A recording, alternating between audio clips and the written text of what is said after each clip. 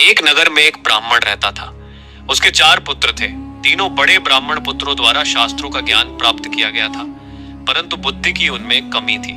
चौथे ब्राह्मण पुत्र को शास्त्र ज्ञान नहीं था, परंतु वह बुद्धिमान था। एक दिन चारों भाई भविष्य की चर्चा करने लगे।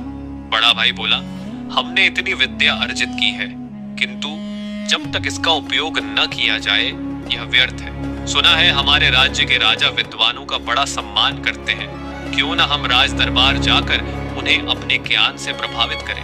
पुरस्कार स्वरूप वह अवश्य हमें अपार धन संपदा प्रदान करेंगे। सभी भाइयों को यह बात उचित प्रतीत हुई और अगले ही दिन वे राजा से मिलने चल पड़े। उन्होंने आधा रास्ता ही पार किया था कि बड़ा भाई कुछ सोचते हुए बोला, हम में से 3 के पास विद्या है।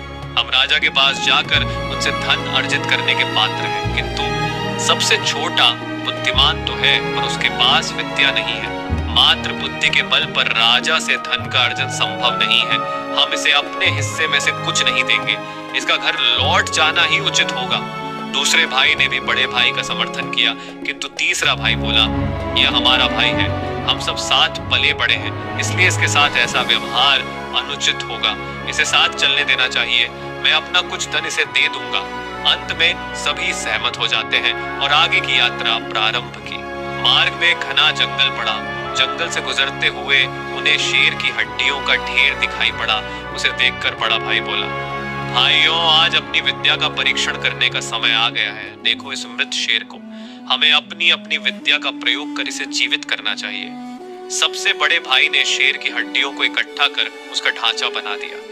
दूसरे भाई ने अपनी सिद्धि से हड्डियों के ढांचे पर मांस चढ़ाकर रक्त का संचार कर दिया।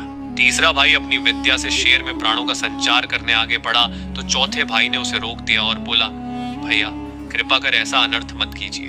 यदि यह शेर जीवित हुआ तो हम सबके प्राण हर लेगा। यह सुनकर तीसरा भाई क्रोधित हो गया। वह बोला, मूर्ख, तुम्हारे साथ चलने का समर्थन कर कदाचित मैंने त्रुटि कर दी है। तुम चाहते हो कि मैं अपनी विद्या नष्ट कर दूं, किंतु ऐसा कतई नहीं होगा। मैं इस शेर को अवश्य जीवित करूंगा। चौथा भाई बोला, क्षमा करें भैया, मेरा अर्थ यह कतई नहीं था। आपको जो उचित लगे करें, बस मुझे किसी वृक्ष पर चढ़ जाने दें। यह कहकर वह एक ऊंचे वृक्ष पर चढ़ गया। तीसरे भाई ने अपने विद्या से शेर को जीवित कर दिया, परंतु जैसे ही शेर जीवित हुआ उसने तीनों भाइयों पर आक्रमण कर उन्हें मार डाला। चौथा भाई जिसने बुद्धि का प्रयोग किया था वह वृक्ष पर बैठा यह सब देख रहा था।